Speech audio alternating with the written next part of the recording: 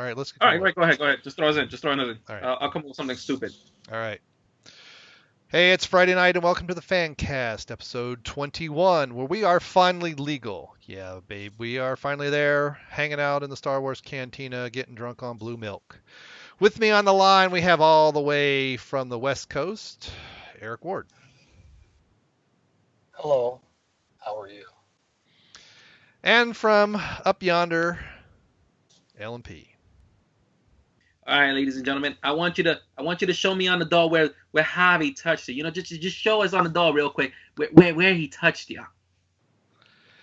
So, we had a great conversation going, and you guys want to kind of talking about, do we want to back it all the way up to Dragon Ball Z, or do we want to just kind of continue from the conversation of, hey, you have a different opinion, but we still like each other? Well, let's for the sake of arguments, so for the people who are listening and everything like that. Well, I don't know if I used the right term, but fuck it. Basically, this conversation started out with me essentially having that moment that you guys had when you went to see The Force Awakens, and you saw something that you really liked, something you really enjoyed growing up. You know, praising it, having some passion for it. You know, it was more than a hobby, basically. And for me, I was never really big into Star Wars, but I knew enough about it, and I could understand where you guys were coming from. And I always kind of said for the longest, I'm grateful that it never happened to me. I never had to see something that I liked that much had its face drubbed into the ground or become corrupted with some kind of like Mary Sue or feminism and crap like that. And then for those of you that may not know, Dragon Ball Z was very popular back in the 90s, a bit into the 2000s. A lot of us, people who are in my 30s, like now, even 40s, they grew up watching it here in the United States. We never were really big into other animes, but we were big into that show. Especially me, because I watched it both in English, Spanish, and later in Japanese. So I have a love for the series. I have my favorite characters. I don't know if you guys, Brian, Eric, have a favorite character in the show. I've ever watched it. I've seen it, but I'm not really that familiar with it. But I've seen a couple episodes. No, my son watched it, played the game a lot, so I'm familiar with it. Yeah, so that it's had a bit of influence on pop culture as well. So for people who've heard it, are familiar with it, they probably know a main character too. So last week, I've been watching Super for a while now, but I've been having really bad opinions about the show. I don't really like it. Anybody who's watched it and has an opinion otherwise, that's fine. I'm not gonna knock you for it. Where I will have a difference of opinion, and is the fact that they introduced some female characters, and they've kind of gone out the way of making these characters very broken from the get-go.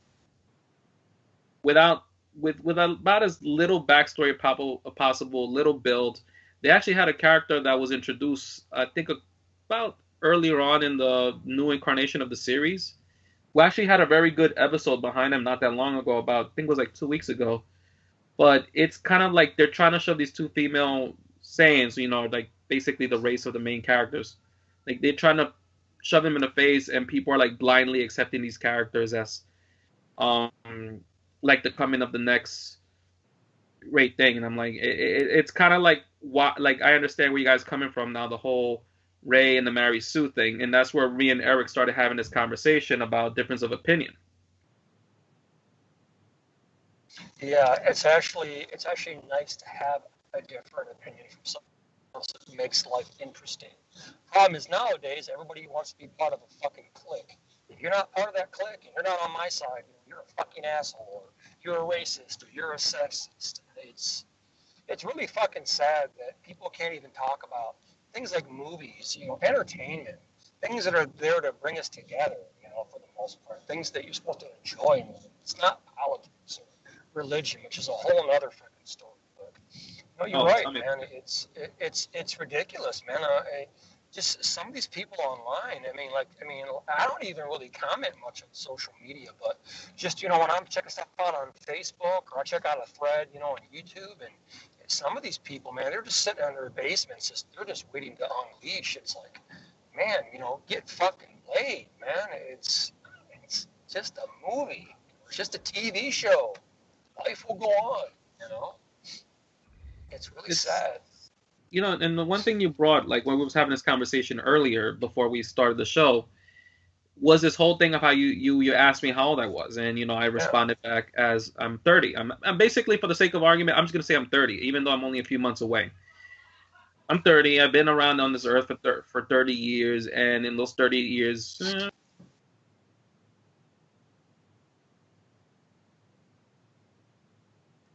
Uh-oh. Did he drop? I'm here. Yeah, but LMP was right in the middle of a sentence. Let's see what happens. Oh, dude. Did it drop? No, he's still here. Oh, good. He's just really delayed. Damn, what the hell? My connection is on. Damn it, I was saying something. So 30, right? And you asked me, you remember back, like growing up, you kind of had a difference of opinion, and it never got as bad as it is now. And I think one of the things you hit on, I would agree with, is the rise of social media is essentially what kind of created this, I guess, what we could call outrage culture.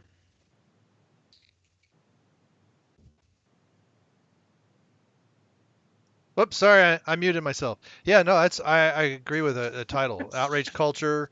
It's kind of Me Tooism, as Eric pointed out. Yeah. People want to know, they want to be a part of something or feel like they're part of something.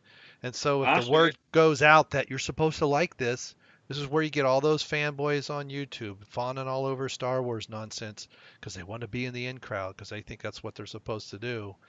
And they're just, it's just a bunch, and I think it's social media. I think it's the look at me culture. If you just go on Twitter or go on Instagram, and they're popular channels. What are they, or even YouTube? What are they doing? They're showing what they're doing. Like, I don't really care that you're in line at Starbucks. But exactly, I don't give a shit what you're eating tonight. Right. I don't need to see a plate of your fucking food. It's like, my God, man, it's just too much information. Yep. Like the Truman Show, I believe it is, right? That movie. Yeah. It's like that's our everyday lives now. Like people are posting so much about their personal life to the point that I don't understand why people get outraged when people like now ask like personal questions to other people. Like, I've seen some women before, like when I still had a more, I would say like a more user-friendly Facebook account at one point. I had friends and they would post everything about their damn lives, including all their men troubles. But it was like they had the right to post it on Facebook and say what they wanted, how they felt about men and everything. But go and ask them in a conversation and face to face, and it was like dealing with a completely different person. They were like outraged, they were upset, like how dare you ask me about that, or who the fuck are you? I'm like, well, you're throwing it out there to begin with. Why are you getting upset over it? Right. Well, they're throwing it out as a faceless void, right? They're not. Well, you don't have to deal with you face to face, so it's easy to do that. Yeah. Yeah, like for them especially, exactly. Like they kind of like desensitize it, depersonalize it. Like, oh yeah, it's me, but it's the character version of me, not the real me, so to speak. Mm-hmm. Like well, for anybody, it's easy to sit behind your computer and talk. It's another thing to do it. It's another thing to do it in reality in somebody's face. Completely different. Yep. Oh yeah, especially when people can knock you back and crap like that. Oh yeah, it's really vicious. It's really fucked up, and it's pretty scary just to see where we're going as a society. I know this is kind of getting semi-serious here, but it's really fucked up when you look at just how people are. Just about entertainment and movies and music. People they cannot handle any difference of opinion. It's like if we all like the same shit, it'd be a really boring world. It really would.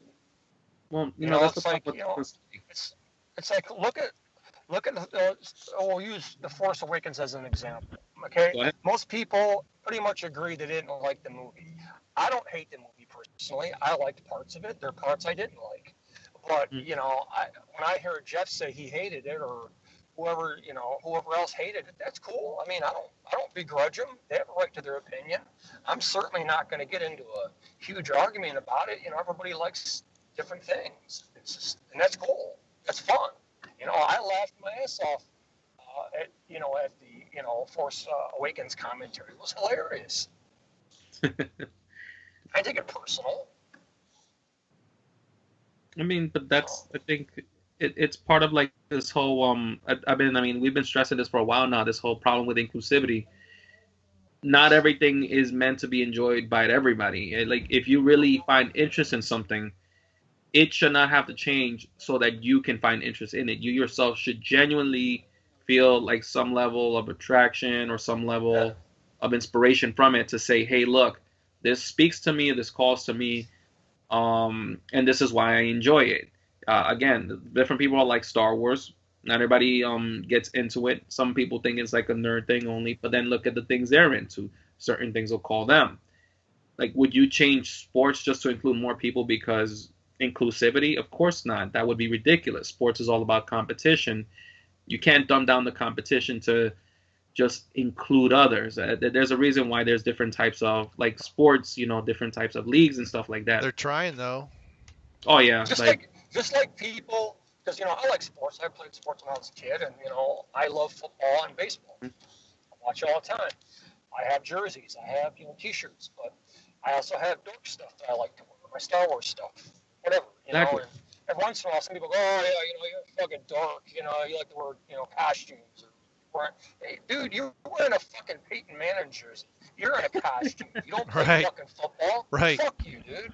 Yeah, but they don't see it as a costume. And see, it's What it is. I think it's the millennials in many ways, especially the ones that are the cause of these issues, if you will. Problem might be a little strong, but it seems to me that they are so disconnected. They have this longing to want to be included in something. So when you have something that they're told, hey, this is popular, you need to be a part of it, they go out of the way to be that, whether they really like it or not. I mean, I was looking at, I came across a video, I think somebody posted it I think it was in the comments, the one where Jeff and Kenda were reading the comments to their comments reading. Yes. And somebody posted it was a video of the guy basically poo-pooing all the arguments of why The Force Awakens was bad. And some of those analyses have gone into great detail. I've even seen some that are not even about the story, just movie making in general, how bad the movie is, how bad it is as a movie. Forget whether it breaks the continuity and all that, which it does, but they basically that way. And what's interesting is I heard all these arguments before. I heard these arguments when people started to say, no, you're wrong, when people were taking the movie apart, just within a couple months at most. And this guy kind of, he pretended like it was all his and compilated all these things. It's like, I've heard all this before, and every single one of your refutes have been refuted. And people were jumping all over me in the comments, basically, because that's what I was saying. Well, what do you mean? How is this? I'm like, look, you just want to be included. You're not taking a critical look at this thing. Especially if you say things like it's not a rework of A New Hope. And there's a video that goes right. There's a video that goes shot by shot, scene by scene, and just has them both in parallel. And some things were pulled out of Empire, and there's actually a couple little things pulled out of Return of the Jedi, but most of it's A New Hope. And it's like, if someone's doing a shot by shot comparison, how can you say it's an homage? An homage is where you make references to, you may even have some things that are very similar. Maybe you rip off a scene or two, but not the entire movie. And it's a very poorly paced reboot at that. Plus, you have Abrams' own words. I mean, a week or so before the movie came out, I came across a video of Abrams. I can't remember if he was on the Howard Stern show in November or October. So it was either a month or two before it came out, where he basically admitted that, yep, this is a reboot. He said he he basically burns down what was there before and rebuilds from its ashes. And that's exactly what he did to Star Trek, and it's exactly what he did to Star Wars. And it's like, look, you might want to deny it because you're a fanboy. You want to be included as a fan, and you think that's the in crowd. But take him at his word when he says this is what he does, and it's exactly what he did. And I think that people have a misgiving that they think that most people like this movie. I think most people are indifferent. I know that most of the people I know close to my age, or maybe even slightly older, or even way older, who were big fans of the original trilogy. I know more people who have not seen The Force Awakens than who have. And those who have, I can count on one hand, who really liked it, wanted to see it 16 times more. Several people were entertained, but they're never going to see it again. And most people had the same reaction I did. Probably not as stern, but they're like, well, where does Rey go from here? She's done. She's done her whole story arc, what little it was. Um, and there's too much mystery box, and people say, well, wait for the second one. It's a trilogy. Well, in 1977, we didn't have to wait for the next one to enjoy what became known as A New Hope. And there was no mystery. Right. In 1980, Empire had a cliffhanger, but it was only a mild one. It wasn't like you felt like you got half a movie. You got a complete adventure with knowing that there was an ending chapter coming. Whereas Force Awakens, it feels like you got a third of a movie. Well, also too, I think a lot of people are so pissed off about the new Star Wars franchises. Is if you look at people our age, maybe people even Jeff's age, they grew up on a brand. Particularly people our age. Back when we were young, being a nerd was not hip. There was no nerd fucking culture. If you were into Star Trek, which I was and still am, or into Star Wars or whatever else, you were a nerd, man. It wasn't cool. No. And you might get stuffed into a locker in high school just because you like Star Wars. Especially if you were little. And now it's like, oh, everybody's into nerd culture, and hey, I love it. I think it's great. But it's like, the stuff that you loved and appreciated and that you took shit for years now is popular. So when you have filmmakers that, churn out these mainstream shit movies that you grew up loving, whether it be Star Wars, the new Indiana Jones movie, which was garbage. A lot of people don't like the new Star Trek. A lot of people that are older, are saying, hey, wait a minute. This is not quality. This is not what we grew up on. If you're going to do something, new, at least pay tribute to the old show or the old movie, but, show it respect. Don't just throw out a piece of shit. Don't throw us a bone. And then get pissed off and people bitch about it. Well, I don't think a lot of people of the younger generation really understand why so many older people do not like the new Star Wars film. So you're just being negative. You're just being an asshole. No. I mean, you've heard Jeff break it down exactly why he doesn't like it. Well, you don't have to agree with him, but I mean, shit. I mean, what Jeff says is true for the most part. And, it's really sad that Disney's gone the direction it has, because it's not going to get better. It's going to be status quo now. So what I do is I just don't get my hopes up. So I won't be let down. And it sucks I have to think like that, but think about most movies that we all want to see now, particularly sequels or reboots. For the most part, they're going to be crap. So you just don't get excited about it. And if they're good, well, you'll be pleasantly surprised. Well, it's kind of like to, go on that a little bit more. The whole nerd culture thing, myself, I've been a gamer for as long as I can remember. I've been playing video games since I was in single-digit age. And there was a brief hiatus in between here and there because I just wasn't interested in certain things. But I can give you instances where I will flat out tell younger people or people, flat out, games are trash nowadays. They have little imagination. They're fleshed out quickly. Cash grabs, glitchy.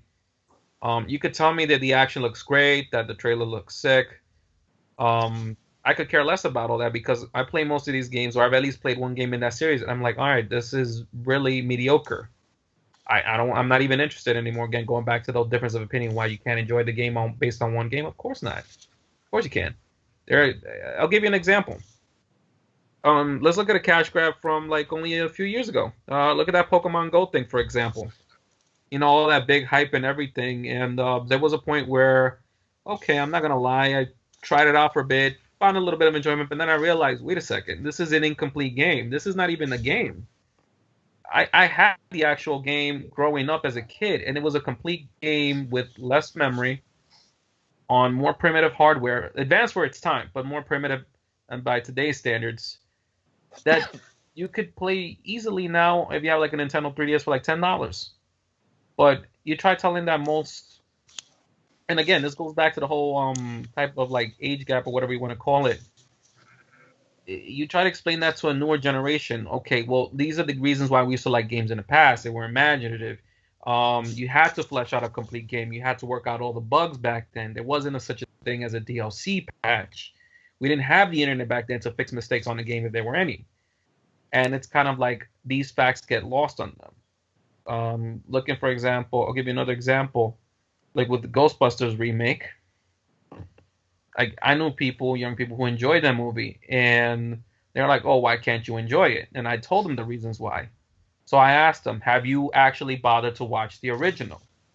To which I will get some kind of response like, "Well, I don't need to watch the original to enjoy this one," or something other along the lines like flat out lies and fabrications that, "Yeah, I've seen the original. No, this is much better." And I'm like, "Well," and then you would ask questions like, "Okay, what happened in the original? Why would you say that?" So I think it's part of the whole, like what Brian says a bit about the generational thing, the whole millennial aspect of it. Like you just want to be part of something. You don't care how bad it is. You just want to be a part of it. But it's also the lack of quality of what we have nowadays going on in the universe. By the way, if I'm just gonna like take a few minutes here. Not trying to say I'm cynical and say that all games suck nowadays. There actually are a few gems here and there. So, and I've been playing Mario Odyssey, that Cuphead game. Give it a try if you guys want to. They've actually been pretty enjoyable. I know one is available on the Switch, one you can play on your PC or an Xbox One if you have it. But if you ever know a friend, play those games. That's the kind of quality I want in my games as a gamer. In 2017, not something like Call of Duty that comes out every year and is mediocre trash at best.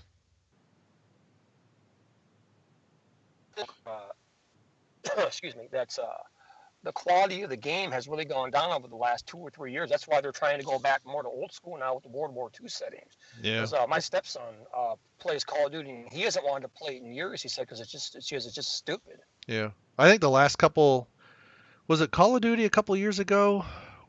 I mean, it was a big flop. I mean, part of that, I agree with what LMP said. Back before you had serious DLC and people had high-speed internet connections. So maybe you had some DLC previously, but if you only had a 10 megabit at most cable modem, it might take you an hour and a half to download stuff. And some of this stuff is you buy through the Xbox or PlayStation, and there's not even a cartridge anymore. It's all digital. And back in even into the early 2000s, but especially in the 80s and 90s, if you had a game that was glitchy, it was almost without exception guaranteed to fail, and several publishing houses went out of business on one game being glitchy. You couldn't correct it after the fact. You couldn't do recalls. It's like, to me, some of that, I understand sometimes you'll have some minor tweaks and patches that'll come out, something that got through is maybe there's a glitch that's very difficult to reproduce. But when you have a game that's, barely playable or not even at all until there's a patch update, that's like the electronic equivalent in the 70s what the car industry did with recalls. Instead of fixing it before it left the factory, it's kind of like, well, let's see if people notice. And then if we get a possibility of a lawsuit, then we'll call it all back into the dealerships and we'll fix them. Well, people got tired of that, and that's what really gave rise in the 80s to the Japanese car makers. I mean, you look at Japanese cars in the 70s, they were something about the size you could pick up and put in your shoe. And all of a sudden, they noticed that, people really like the European styling, the BMW, Mercedes, that's kind of what they aspire to have. And they started styling their vehicles, and their quality levels started aiming for that. Quality. And all of a sudden, Toyota, Honda, started just eating Detroit's lunch because Detroit was producing crap on purpose, and eventually it gave rise to your high-end lines, your Infiniti and your Acura and stuff like that. But look at Hyundai. I mean, I drive a Hyundai Elantra. I've got almost 180,000 miles on it. I do need a couple things fixed, but that car runs better than any vehicle I've ever had with half the mileage. And they did the same thing. Hyundai's back in the late 80s were a joke. And they decided they didn't want to compete with the American. They were trying to compete with the American car makers. And then in the 90s, they decided we're going to compete with the Japanese car makers, and that's when they got better. And now you have things like the Genesis, and now they have one, I think it's called a Equus or something. I mean, things like 80 grand. I mean, this car is way out of my price range. But they're competing with the high-end Mercedes, you know. They don't compete with a Cadillac. They compete with, maybe a high-end A6 or whatever. But the whole point of my rambling is that Detroit is that we're having the same thing happen. And I wouldn't be surprised if people get sick of it and it's like, we're not going to buy this game till we know it's real. And if that means that you got to wait for 3 patches, well, and that might bankrupt a maker, a publishing house. Usually it's kind of like the movies. You make your money back in the first few weeks, and after that you're pretty much toast. Yeah. Well, I'm sorry, LMP, go ahead. No. I was just agreeing. Like, that was it. I was going to say, what it really boils down to, I think, is, again, I'm probably coming off like old fart ranting, but Go for it. people, particularly with video games, man, the younger generation, they have no sense of what it means to actually play something or collect something and to really enjoy it. Like, I like to play Madden, I like to play MLB The Show. Those are kind of the games, I focus on. But there's something about getting a game and playing it for like a year of real time, as opposed to 2 months getting bored with it and just chucking the shit and grabbing something else. I play the game, I beat it once while I'm bored, or I play the game and I get to what I want, and then okay, well, it's kind of cool, but I want to play this game now. And it's like you're playing so many games where you don't really get a sense to just appreciate it and to enjoy it. It's like eating a nice meal. You don't want to go through it and shove it down your throat and be done in 20 minutes. You want to savor it and enjoy it and appreciate it. And nowadays, that same thing with movies. It's just right out the fucking window. That's why Star Wars and these big, huge franchises, yeah, they're popular. People are just going to mass consume them. And then in a couple years, it'll be something new. Oh, I'm on to the new movie series. Yeah, that other one was cool, but I like this one now. And it's like, fuck that, man. Just pick something you like and enjoy it. You don't have to hop on the bandwagon to something else just because it's fashionable now. I hate that shit. I'm completely in the same ballpark. I'm more for a quality over quantity type of aspect, and the whole thing, like, speaking of Star Wars, the whole thing about it being a rework, the Force Awakens being a rework. You guys have, I mean, not just you guys, but also I know the podcast has also mentioned numerous times how they feel it's going to be a rework of basically, what is it, Empire. Empire and Jedi. It's going to be. It's Hell, you can look at it and tell. I'm about to throw my prediction here. If it is true, now this is something that Brian informed me of today, that apparently we might have a bit of a change in terms of the plot of what's it called, the movie that's coming out now? Last Jedi. Shit, I don't even care that much about it. I don't even know the title name. There you go. That's pretty bad. That's sad, really bad. I don't even care. I don't even know the name of the title. That's how little I care of it. So, sir, take it away, the piece of news that you're about to give us. All right. Since the main show didn't really, excuse me, didn't really cover much, I did a little digging of my own. And along with all kinds of other stuff, apparently there was a new trailer that came out, I want to say today. Well, there's an article at least about it. It's a short trailer. It's only about 45 seconds, 46 seconds. There's near the end, they give the impression that Rey is fighting. In the other trailer, you hear Luke say something like, "This is not going to end the way you think it will." And they show him saying that line, although with a different emphasis and different emotion than in that previous trailer. And they cut to Rey holding the lightsaber, of course, holding it wrong, and turning it on wrong in the rain, implying that she's standing over Luke. Now, Luke, I don't think is in the rain, but anyway. So you have that speculation in this article on, I don't even know where I am, on the Fresno Bee, that maybe Rey is fighting Luke. And then they source Hamill himself, who then tweeted, I don't know exactly when he tweeted this, somewhat recently, that on October 17th, actually, he says, "Newsflash for all of you, villains looming at the back of posters, theorists. Luke was always the villain from a certain point of view." And then they show a picture, though, of the new Star Wars. That one he's mentioned the old ones, but there is a release of a new poster, and somewhat similar to the way Vader was posed in, I think it's Empire, if I remember it correctly, as I pop my peas. Rey is in the background. Yes. Well, actually, Empire and Return of the Jedi, he's in the background, but they kind of have this pyramidal shape going, and Rey's in the back. She's bigger than anybody, but she's in the background holding a lightsaber. And so the implication is maybe Rey is evil. So I can't wait to do some video, YouTube. I'm sure there's 9,000, Emergency Awesome has probably got some, and there's a bunch of other cluckers out there that have their various things.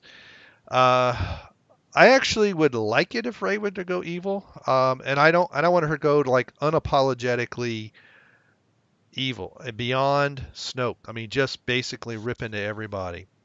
Yeah, come on, murder some younglings, Rey. Do something worthwhile, worth our hatred. And LMP had a really interesting take on this pre-show about, hey, wait a minute, we have an SJW villain? Yeah, that's actually something that caught my eye. I'm like, is Disney shooting themselves in the foot here? Because if Rey, let's backtrack a little bit to Force Awakens and the whole SJW mindset. To them, Rey is a strong, empowered female that need no man type of situation. No, she don't need a man, baby. She's her own woman. And let go of my hand. Yeah, let go of my hand. Yeah. She don't need no man's help. No matter what color he is. Keep that in mind. No, but in all seriousness, according to what I understand about SJWs and everything, Rey was essential, and even people who complain about it. So it's both sides of the spectrum, really. Depending on how you look at it, Rey is essentially the God character, so to speak. Like I forgot, they used to have a term for that. Was it like the virtuous woman or something like that? I think in films it was a trope. I don't remember too much about it, but basically like that female presence, that soul survivor, the empowered one, right? And to SJWs, that's like their wet dream, a very empowered female that needs no help from the men, even though that's bullshit from what I understand. But I was thinking to myself, Disney is already ready to shoot themselves in the foot if they're going to make her a villain, because this is giving off the wrong mindset, and it's going against the narrative that Rey is a female and that men are evil and that women are virtuous and everything like that. And I was ready to stick with that argument, and then it hit me.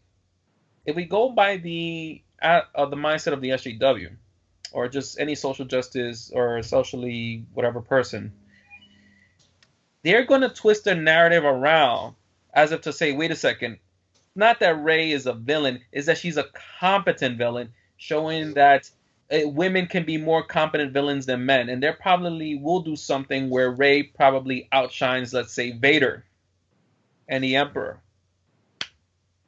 So, twisting the narrative to suit their needs. Well, Ryan Johnson recently did an interview. I think it was some Toronto paper, and he basically said, when you leave this movie, I want you to be out of breath. So what I think they're going to do is they're going to juxtaposition her and Kylo Ren. I think she's going to flip at the end, and he's going to flip back over to the light side or the gray side, and that's where it's going to end. You're not going to be sure, is she evil now? Is he truly good? And that's where I think they're going to end it. But regardless of whatever they do, they've lost sight of what Star Wars was. It was a morality tale. It was good versus evil. If you watch the original trilogy, it was all about Luke redeeming his father, but along the way, he came close to turning himself. So, in a sense, he understood what his father had gone through. Even in the prequels, as shitty as they were, it was about Anakin going from this pure little boy to, Darth Vader. and the wrong choices that he made. And and if you ever watch Lucas explain it, he's actually decently eloquent the way he talked about the Force and how it's using your power for good, or using your power for evil, and greed and possession, how that leads you down that path. And they're so missing the boat in these new movies. It's like, you guys don't do your fucking homework. Watch the 6 movies. It's right there. No, I mean, I'm not a fan, but I've even understood things like that.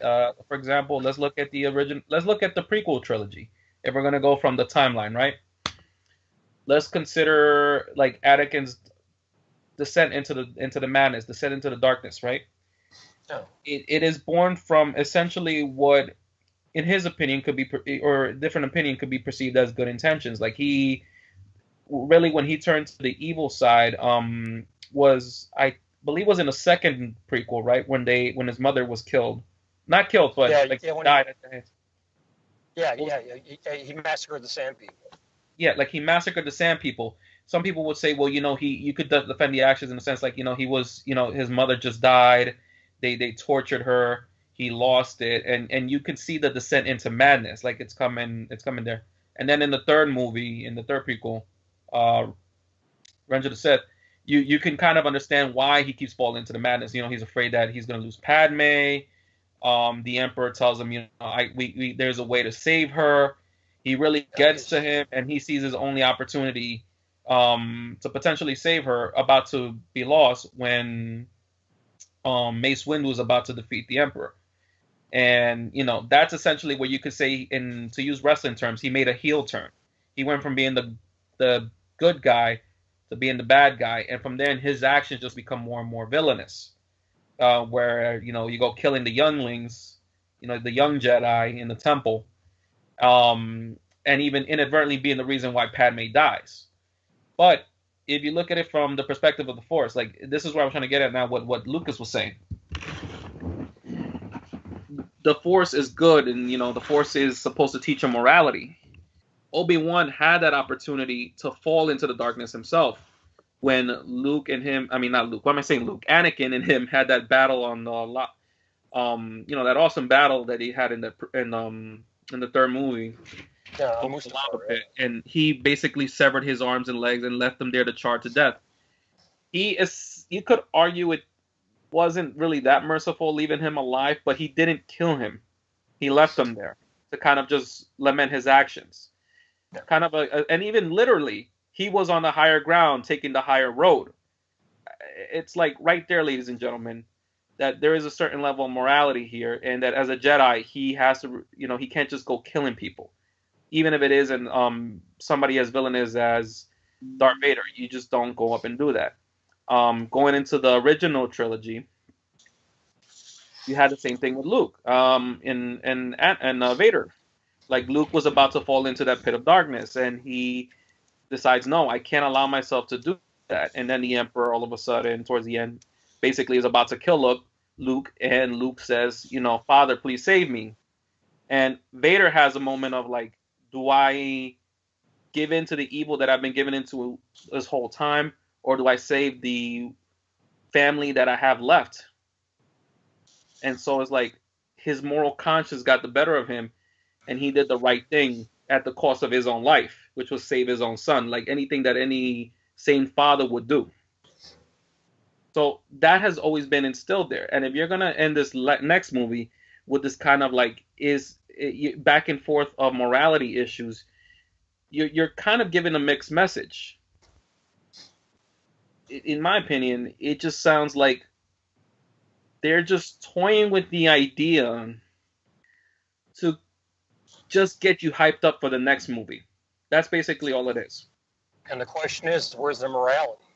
Okay, if let's say you want to try to redeem Kylo Ren, well, good luck, because he killed his father, he killed Han Solo. There's no part of him you've seen that's sympathetic at all, whether you like him or not.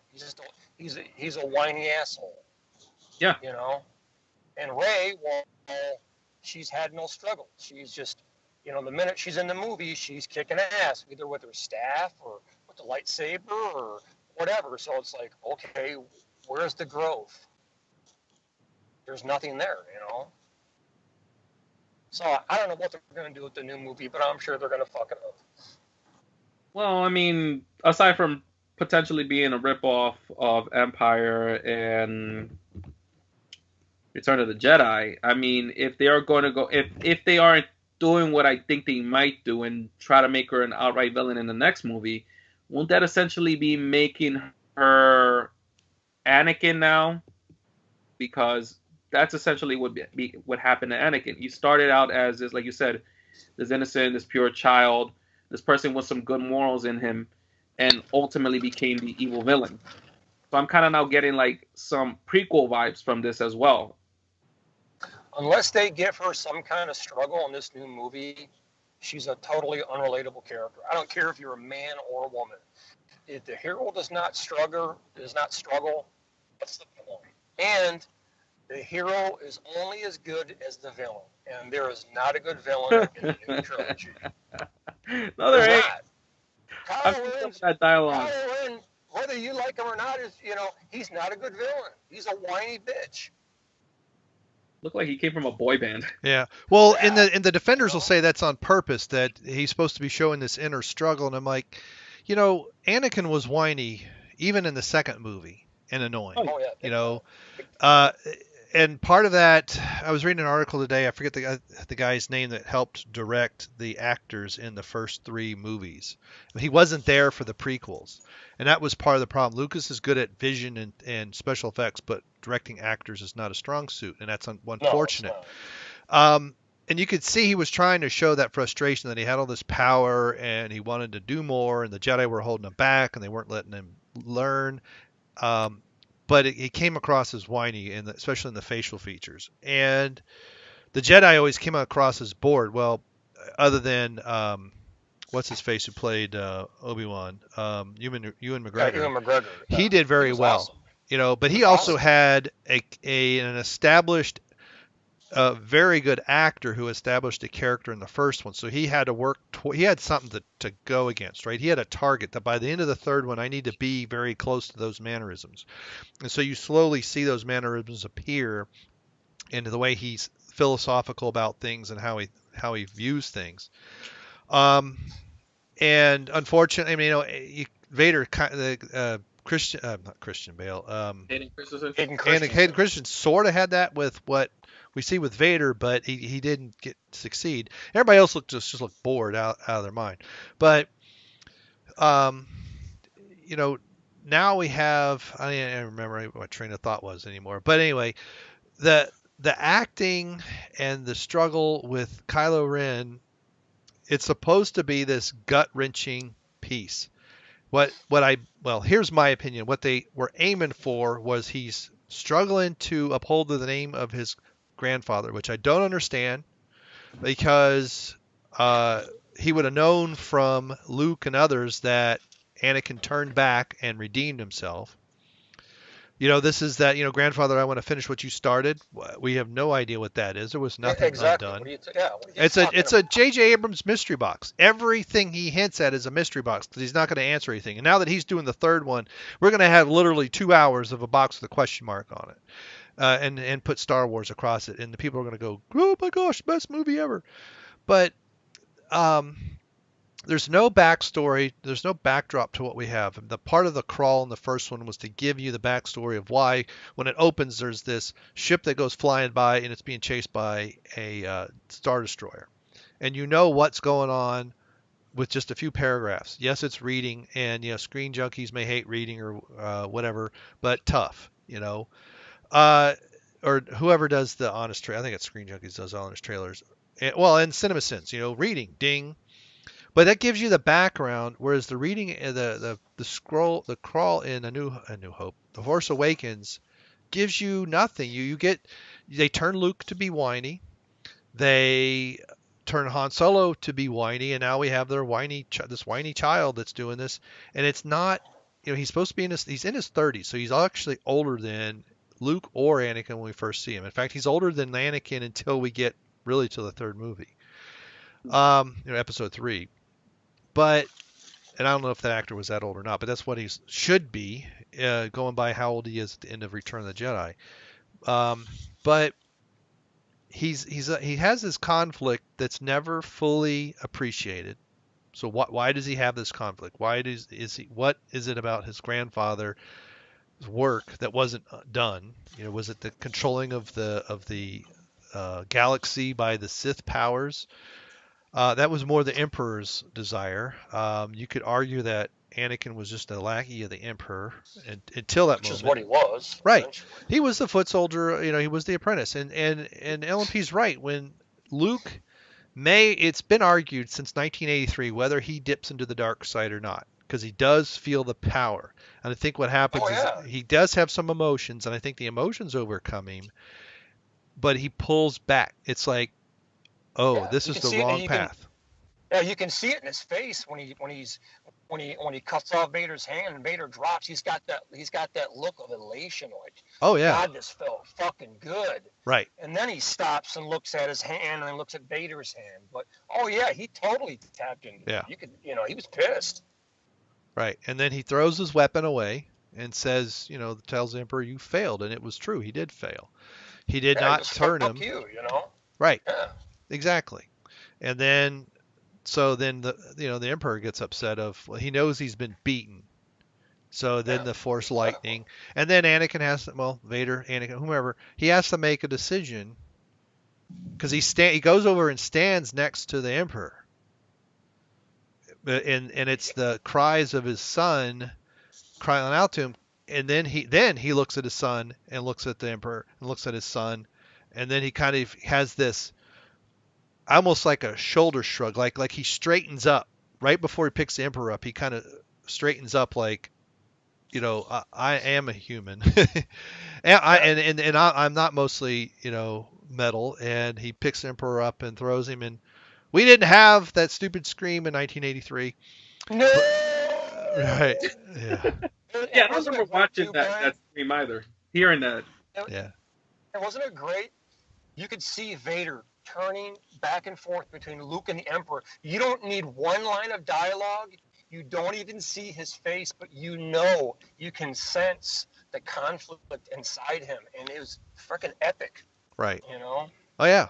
The body language through that heavy. Yeah. Now, granted, it helped that you had a guy that was 245 pounds and 6'5" filling that suit, but just what he was able to convey with the the look, no words. Yeah. And that struggle is that whole thing with Kylo Ren is what's missing. It would be just a few lines of dialogue here and there could fill that gap as to why he's so angry, but this is the emo generation. So for them, it was like, oh my goodness, he has struggles. And the rest of us were like, what struggles? Whether to decide to eat Twinkies or Ho-Hos? I mean, what is his real struggle? So does he slit his wrist with the saber? Right. Like I was discussing this with some of my friends because, I'm a huge, Harrison Ford Han Solo fan. He was my childhood hero. And, we were talking about the old death scene. And I was like, it would have been so cool if Han would have went out with some fucking bravado. Like, imagine him, going down there, at the end of the movie when he's on Starkiller Base and he realizes that, he needs to either save his son or kill his son. It would have been awesome to see Solo, rig a detonator around his hand or something with his finger on the button. Him confronting his son and saying, hey, look, I've failed you as a father. I'm sorry. But this is going to end. You're either coming with me or we're all going up together, boy.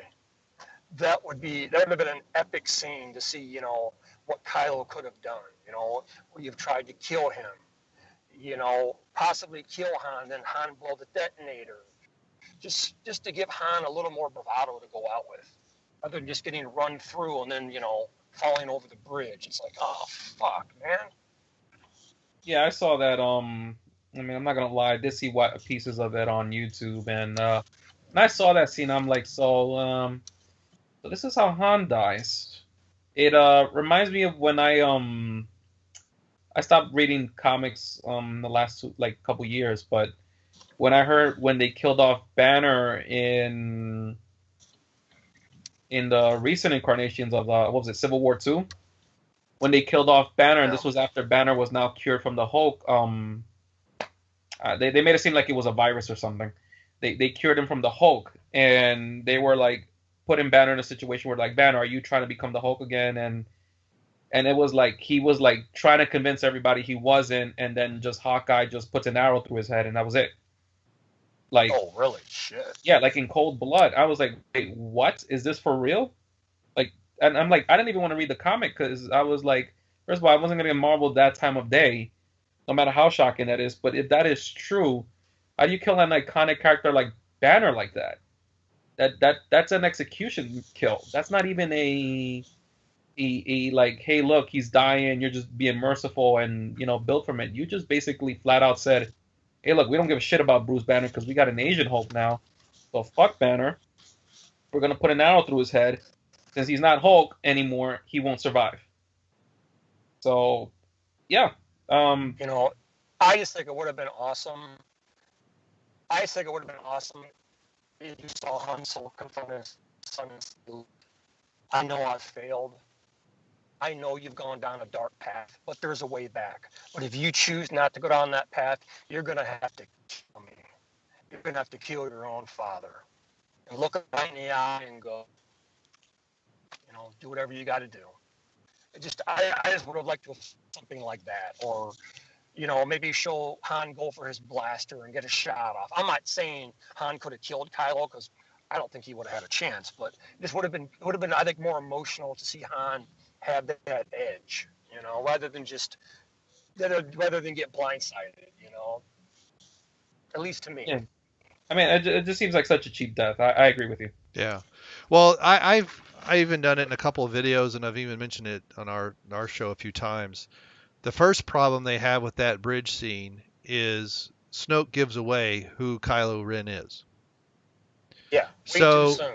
Right. Way too soon. So you don't have any tension there of who is, why is so who's Ben, right? Leia says, if you see Ben, tell him to come home. So until then, we don't know who Ben is, and it would have been better if we found out who Ben was when Han Solo calls out his name to get Kylo to turn around. That would have been a gasp and a half. That would have been a okay moment for the audience. Great, Alfred Hitchcock moment. And then the tension at the bridge. It was still whiny, and Adam Driver got close, and I think part of it, the problem was the dialogue.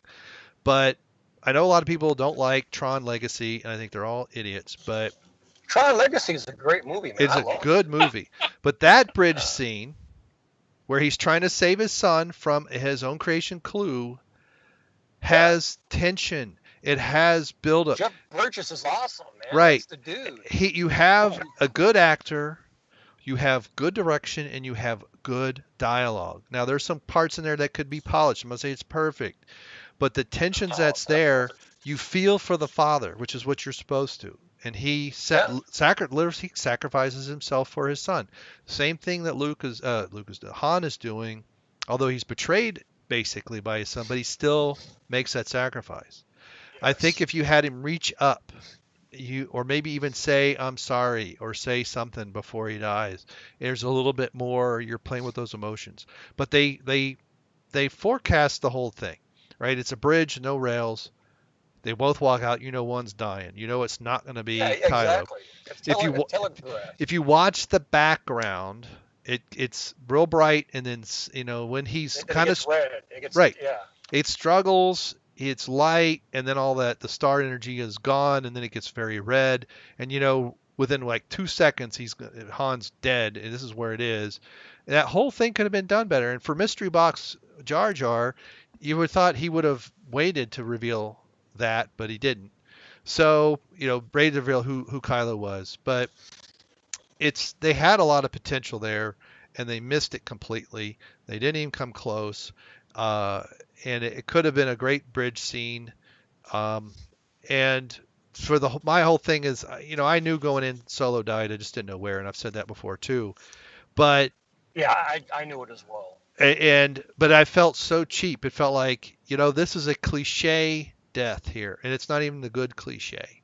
It's the good guy sacrificing himself without any meaning whatsoever. Just look at the end. It had no meaning. Another good example is Wild Geese, and there's a sacrifice in that near the end where the guy's not going to make the plane, and this guy has to shoot his friend because he knows he's going to be torn apart by the army or be tortured if he isn't. And that guy has a son, the guy that's running after the plane, and I forget the character's name. And he basically, you can see it on their face because there's too far to shout that, tell my son I died a hero or something like that. So, again, that's another scene with lots of tension, very little dialogue, a lot of facial expressions. But because of the buildup between the characters and the background story, because we still don't know why, again, if we knew why Kylo was having issues, like we knew with Anakin, as why he felt that he had to be, it's like it's almost like we need a prequel trilogy to 7 to explain God, no. to explain the 30 something. I know, but it's like there's so much missing, that there's so much tension that's not in that scene that could have been had we had just a monicum of background of what's going on. Holy sweet. Well, they explain in the new canon books.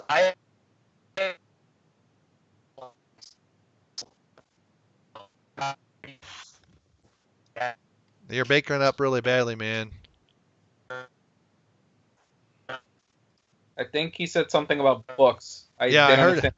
Yeah, but I'm going to quote Jeff. I shouldn't have to read the book to understand the movie. I agree. Oh, yeah. Can you hear me now? Is it better reception? Yeah, it's better. You're good.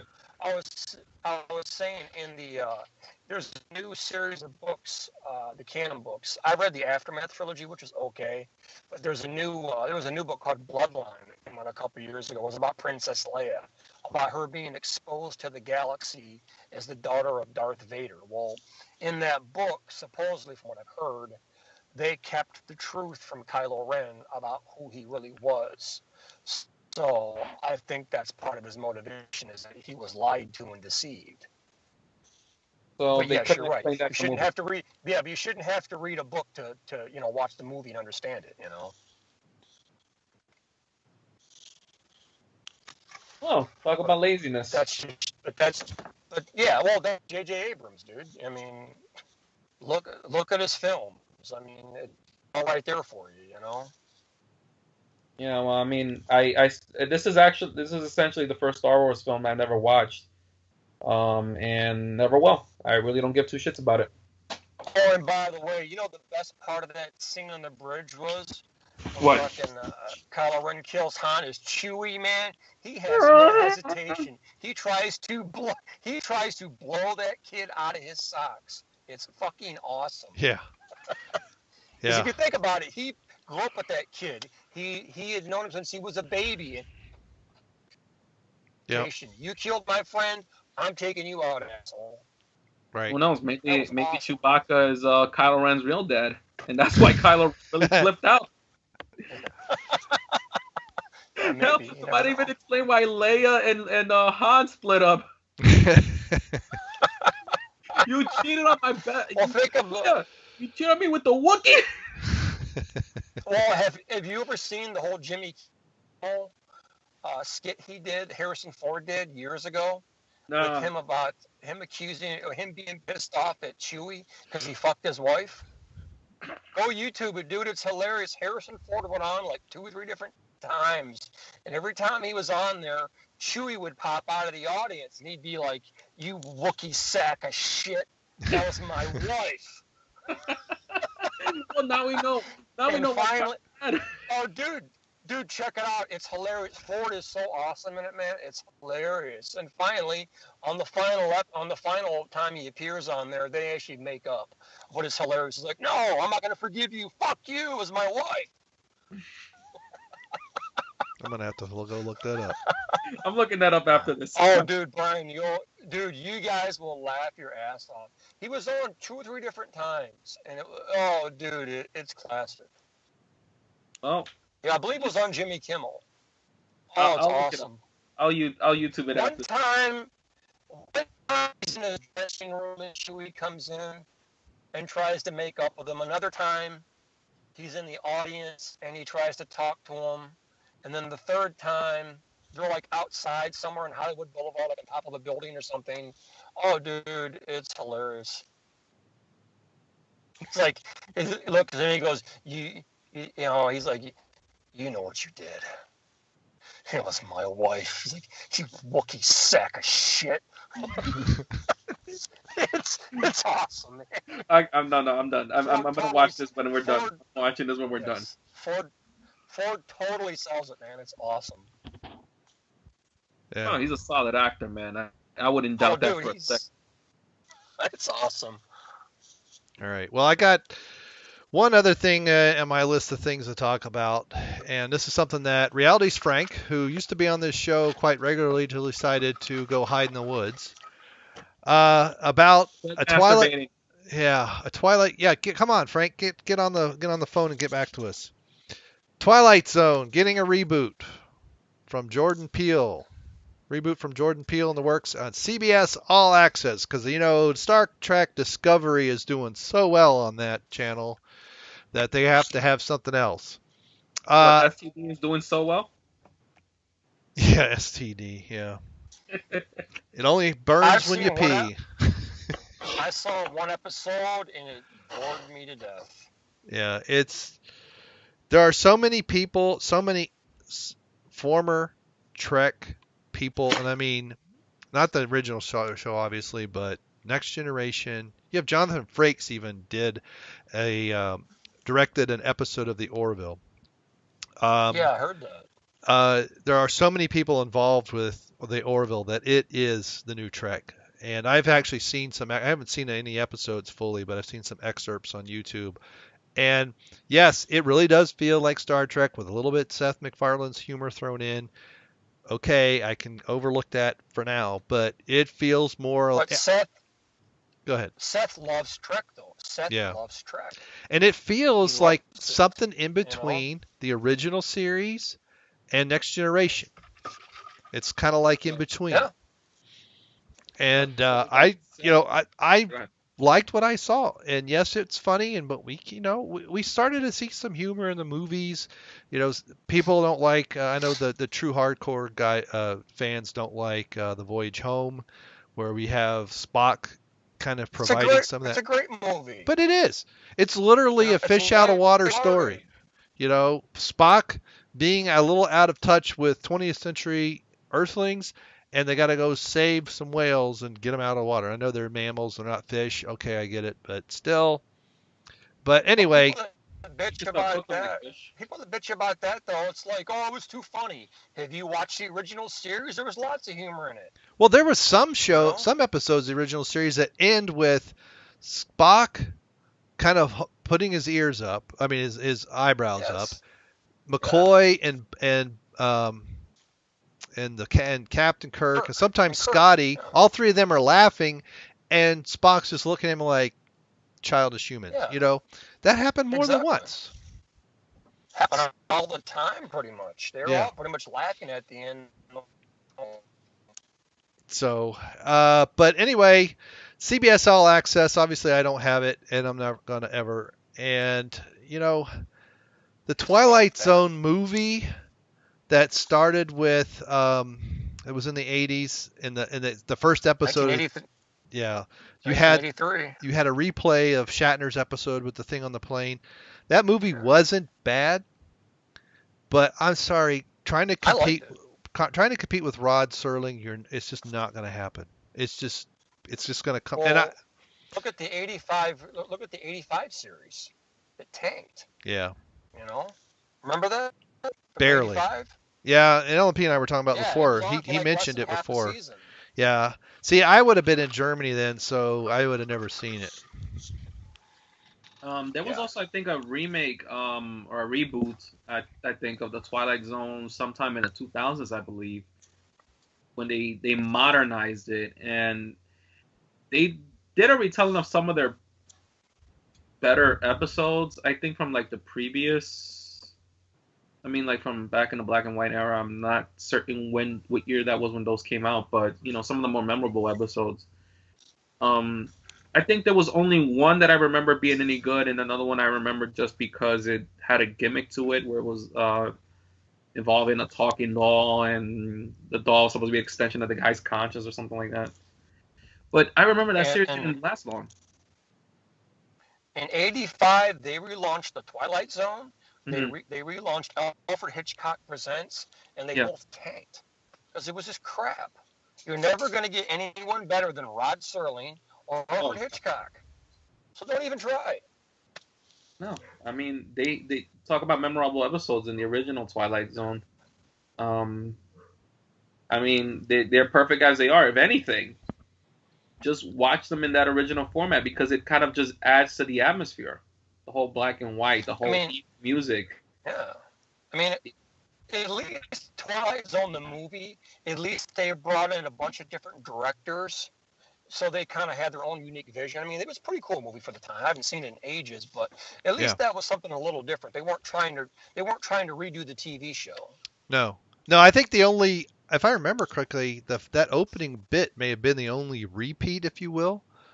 Because the stuff it happens in Vietnam and all that would have been after the show was on the air. So I think they kind of, and that's part of this reboot thing, is what part of your rebooting? Are we going to get a retelling of all of the classic episodes, or are we going to get the idea and construct reboot, kind of a thematic reboot, if you will, called the Twilight Zone? The article doesn't really have that much information. The news comes as CBS All Access has found success with its revival of Star Trek Discovery. Well, that's really a loosely defined success. Which the streamer said drove record subscriptions to the platform and is being renewed for the first few episodes, I imagine. All I see online is how much it's horrible. The first episode apparently was decent, and then it just went downhill quickly. CBS last tried to revive the Twilight Zone in 2012 when the studio teamed with X-Men's Bryan Singer to develop, executive produce, and potentially direct a new version of the anthology. It was revived in the 80s. It ran for 3 seasons, and again in 2002 for a season on UPN with host Forrest Whitaker. UPN. Yeah, I think that's the one. Yeah. That's the one. UPN. So the original series went through 156 episodes, won 3 Emmys. The revival arrives as episodic anthologies have become increasingly popular following shows like Netflix's Black Mirror, HBO's Room 104, and TBS's The Guest Book. Says, meanwhile, reboots and revivals continue to be in high demand as broadcast, cable, and streaming platforms look for... See, I don't think they're really in high demand. I think it gets back to that groupthink nonsense again. People are told it's good, and then because The Walking Dead isn't a reboot. I know it's is it over now? What was that Dragons show on HBO? Game of Thrones. Game of Thrones. I think they're gonna do one more season. I think. Right. That's not a reboot. Sure. I mean, I don't watch either of those shows, but they're popular. But I'm trying to see in here, and it doesn't really go into anything. Leslie Goldberg is one that wrote this. So I guess we don't know exactly what they mean by reboot. I think it's just been announced. It's still in the planning stages. CBS All Access did decline to comment. So we just know that they've announced it. So I guess we'll have to wait and see what kind of reboot we get. I wouldn't be surprised, even if it's more of a thematic reboot, that at least the first few episodes are kind of reboots of the old one. The Next Generation did some things where they kind of continued and had some playback of some earlier episodes of the original show. So I don't see that as a problem. It kind of helped bridge that gap. So we'll see. I don't expect it to be any good, but as you said, Eric. Problem is, Problem is nobody gives a shit. That's the problem. Nobody cares. The Twilight Zone hasn't been relevant since the 60s. You know, and it was a great show. It doesn't need to be rebooted. Same thing with like the Outer Limits. You know? Now that got a reboot in the 80s too, didn't it? It might Or have. a restart. And I think but that's a property that, I mean, good luck trying to sell that. I just don't think most people really give a shit about that anymore. Yeah. You know? Yeah, it's And if it's anything like Star Trek Discovery, from the one episode I've seen, good luck. Because that was so fucking boring. I wanted to fall asleep. And this was in the middle of the day when I watched it. It's like, this is so bland and so boring and so predictable. I cannot believe somebody got paid to actually write this shit. Yeah. Have you seen it yet, Brian? The pilot? Of what? Oh, it's Discovery? For Discovery. No, I haven't seen any of them. Oh. I may have to go try and find it. I mean, if you're going to watch it, have a couple of beers. It might make it more enjoyable. Well, maybe I'll do it. I'll find it after I do some beer reviews. But basically, once I saw the really heavy-handed political bullcrap they were doing with it, I was like, I'm not even interested in watching it at this point. The original series had some political statements, but they weren't afraid. I mean, you still had things that were, biblical quotes. You still had, you had the one mirror U.S. where the U.S. had fallen and they were reading their holy thing was the Constitution. And, you had some stuff like that. And I know there was some social but it always felt like Kirk kissing Uhura. That was huge. It was a big deal, but what they didn't make a big deal of it in the episode. And in Next Generation, they had a few episodes that dealt with stuff that they were a little heavy-handed on. There was one where there was a culture that was they were all unisex, essentially. They were basically all gay, and then there was someone who wanted to be straight. And you know what they were getting at, and it was a bit heavy-handed, but it wasn't too bad. And then we get to which one had, I think it was Next Generation, where it was the environmental nonsense, where they were ripping holes in the space-time continuum by using the warp drive. That was a bit ridiculous. I think that was Next Gen. Yeah. I mean, I really like that episode, The Measure of a Man, from the second season, where Data gets put on trial. Are you a piece of property or are you a life? Right. What's sentient? What isn't sentient? Right. And that's what Trek always did, especially classic Trek. They took modern day issues and they masked it into science fiction, and they did it wonderfully. Man, it was awesome. It was good writing. Right. Well, I think Next Gen was best when it dealt with some of that stuff with a lighter hand. I wouldn't say necessarily with comedy or anything, but it wasn't so preachy. And where it really fell was in episodes where they were basically beating you in the head over having a difference of opinion. I forget the name of the episode, but one of my favorites, and Jonathan Frakes directed it, and it was when Riker had been kidnapped. And he kept thinking he was escaping. I think it was it. Oh yeah, oh man, I think that's a great episode. Yeah. I know what you're talking about. And then it would shatter, the walls would shatter and it reset, and and eventually he kind of came to and realized he was in this straitjacket, because they did this twice, because there was this one where he was on the Enterprise and it was modern day, but then they did a different one where he thought he was in the future.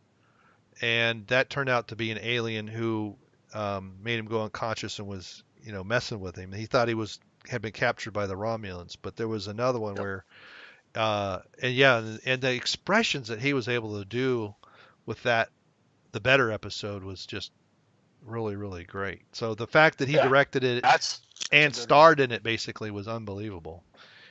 He also directed Measure of a Man as well. Yeah. Well, see, he started that. He did a lot of them.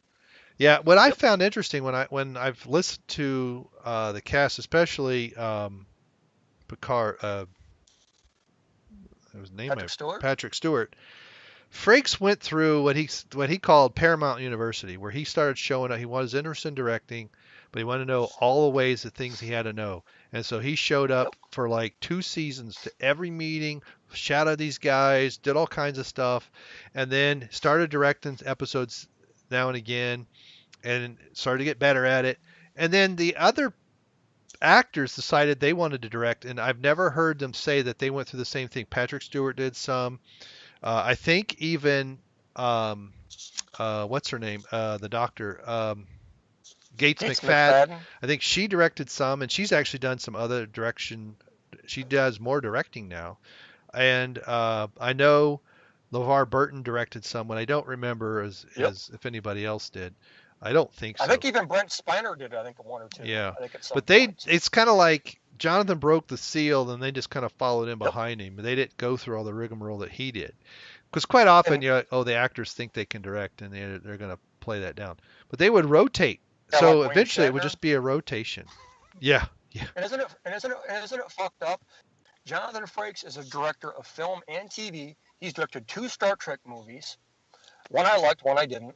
But wouldn't you think that they'd want to bring him back into the fold? I don't mean just directing, but I mean being like a creative consultant. Right.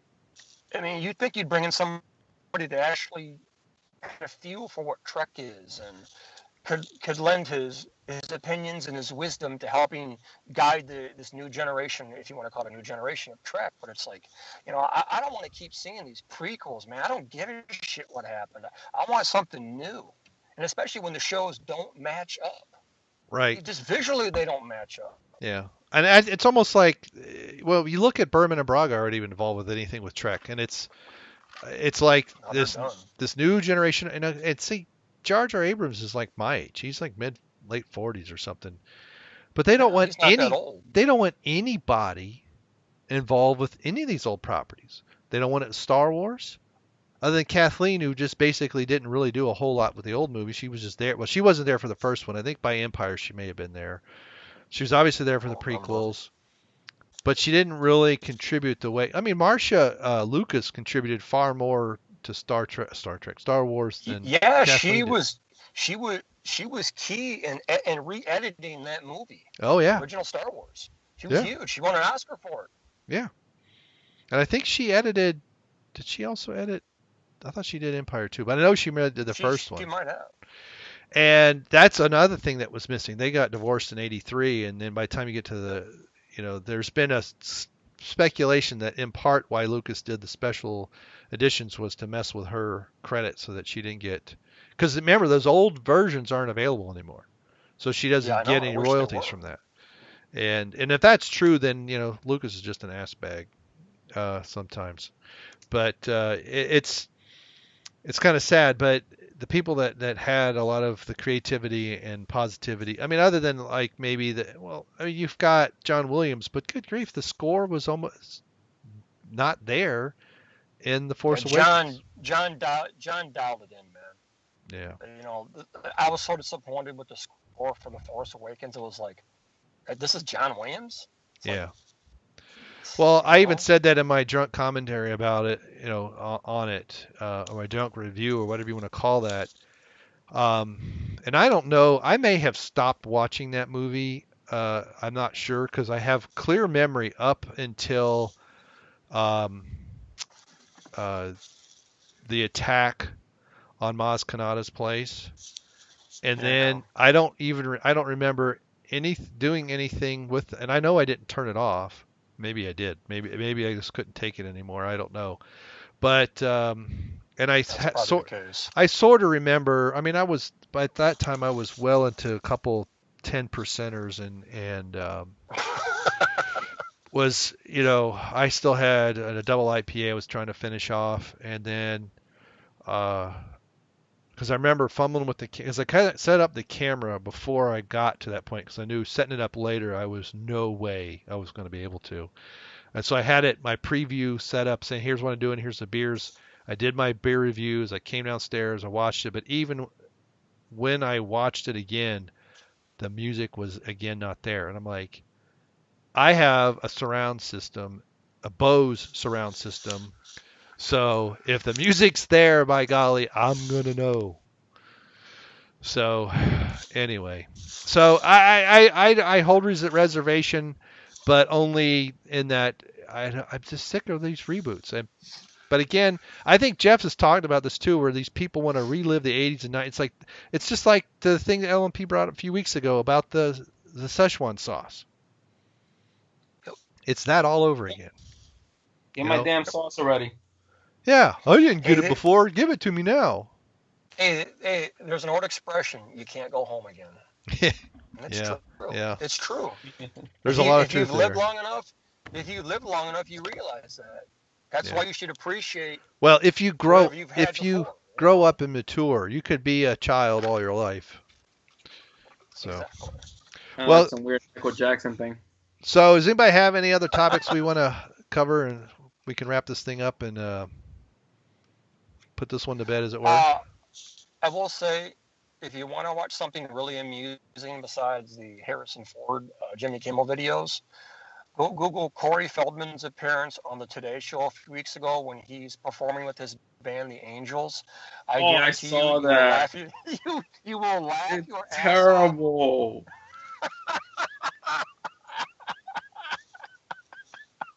I'm not gonna spoil it.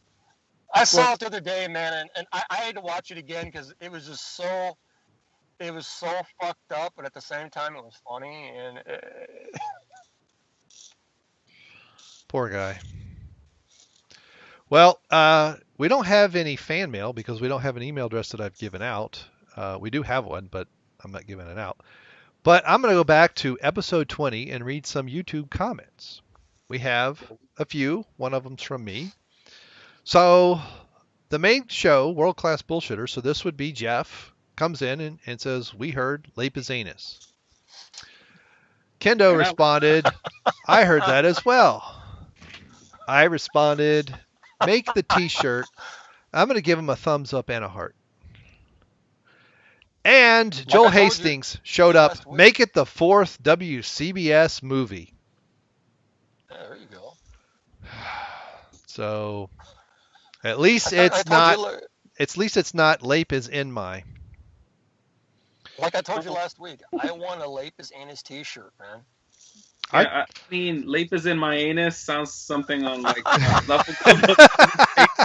That's a different show. Lapis in my anus. Like I was telling you last week, Brian. Can you imagine just walking around, just to look? She'd get like, what the fuck is that? All right. Lapis Anus. And well, you can go. You know what? I have no fucking idea what it is. Nobody knows. Yeah. Well, I never bought one of these, and I really should have. But back when I was in high school, one of our German teachers, it was Herr Dobner, who actually was born in Germany and came to the States after World War II.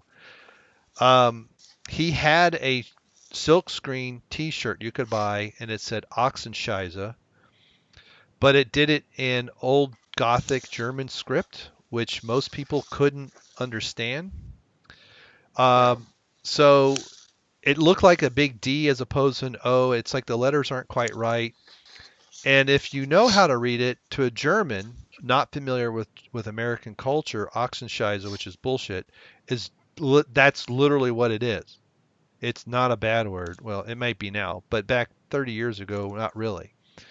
So the older people could read it, and they may or may not be offended by it. They may know some stuff from American servicemen, depending on their age. The younger people who are more exposed to American culture would get the reference, can't read it. So yeah, exactly. It was funny. And so I was like, I should have gotten one of those because most people wouldn't have even been able to read it. So this is why I want the Lapis Anus in like a Gothic script or something, especially if it's older, where some of the letters look different. And so you kind of get this puzzled look of, what the heck does that say? So there you go. I know they talked about it on one of their readings things, and Jeff said, I got to contact Brian to make sure. And I'm like, dude, did you listen to the episode? I said I'd even wear it at one of my beer reviews. So hey, yes, I'll even buy it. I'll even buy my own T-shirt. Damn. And speaking of Germany, for all you conspiracy theorists out there,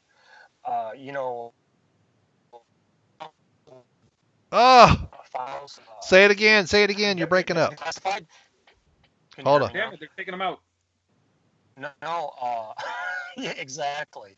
For all you conspiracy theorists out there, Trump just had those JFK files declassified and released. Well, I've read some of them. There's a portion of it where the CIA talks about how they believed, and they were pretty damn sure that Adolf Hitler was alive in Argentina or until like 1965 or something. Yeah. Buenos dias, mein Führer. Yeah. Pretty fucked up, isn't it? Yeah. Well, what's crazy is, Alex Jones has been covering a lot of those things, and I was like, Yes. oh my goodness, it's just fuel for him, but Yeah, it's like I know. crack. It's an Alex Jones crack, yeah.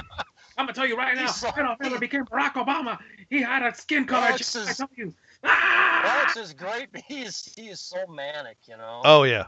He's a caricature. He's no longer a character. Yes. But hey, when Leanne is on, Oh my God. she says her stuff, titties but are so magnificent. yeah, I I don't. just look at her tits. So Yeah, I don't pay attention to the rest. and I do Yeah. miss Have you Maggie. seen her So he did. LMP? Go Google Leanne McAdoo if you don't know who he's talking about. Oh no, I know who she is. I've watched. Oh my God. I've watched it. Yes. Leanne Macaboobs. I'm trying to remember. He had another girl on God. that show too.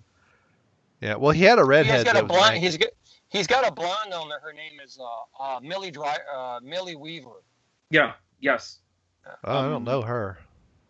Yeah, she's newer, and she's been exposing all this shit in Hollywood for about a year or so. Because she used to be an actress, and she's talked about the whole thing with Weinstein. And Oh my lord. all the shit going on with. Oh yeah. Yeah, she's well endowed too. Well, Maggie Hey. was the redhead. She went to some other. I've seen her in a couple different Yeah, things. I remember her name was. I think her name was Margaret something. Yeah, I know yeah. who you're talking about. But it's like I've seen some David Icke videos from 15 years ago, and people thought he was. David Icke takes a trip. Yeah, I mean some of his stuff, like he gets in the reptilians. I'm like, whoa, whoa, whoa, whoa.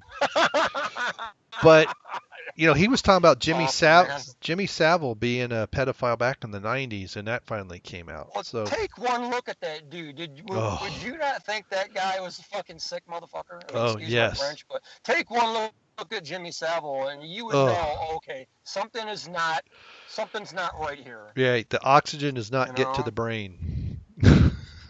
I've seen some stuff. Well, I'll leave it at that. I kind of backed away from it after like getting a weird vibe. What did you hear about? I know this is getting off the subject here, but the former British Prime Minister, I think his name is Ted Heath. He got busted as being a pedophile. I believe he's dead now, but Yeah. all this shit just coming out of the woodwork. Yeah. You know? Well, it's like it's been on the chat. It's been. And this is where enough of what Alex and David and others have said is true. That you're almost inclined to believe the rest of it, but you still want to hold back that reserve and say, let's be a little skeptical here. But it's I really hope that this whole drain the swamp. I hope it becomes a national movement, because it really.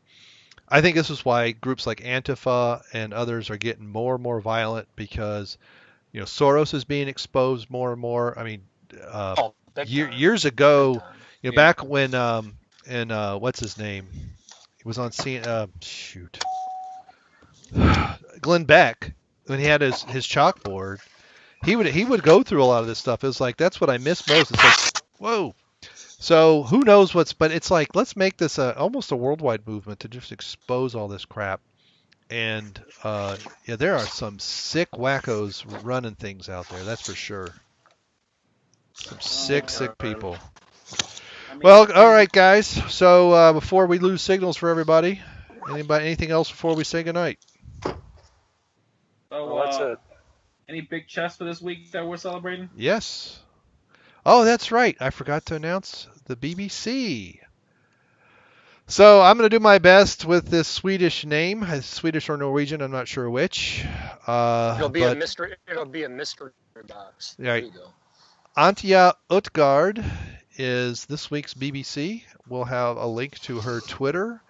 I've already made the background while you guys were talking about other things. So I will, when we are done recording, well, maybe I just ought to share it now so I get some kind of good reaction live and in person. I don't know, Eric, are you able to receive? Yes. I'm walking into my favorite place to dine. You know where I'm at. Oh, I know where you at. I almost sent the wrong one. How often do you go to Chipotle?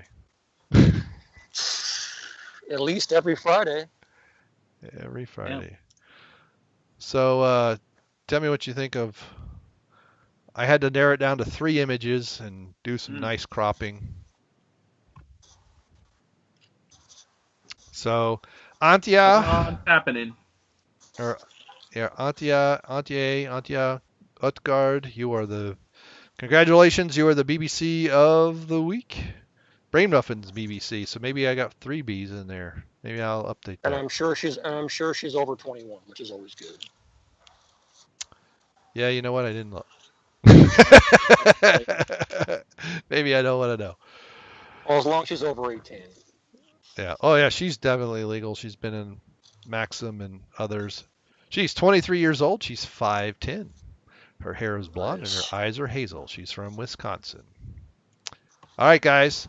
I don't have anything else. We read the comments, and we're time to get signed out and do the outro. So I have been your lovable fuzzball host, Brainmuffin, and with me been on the line has been Mr. Ward.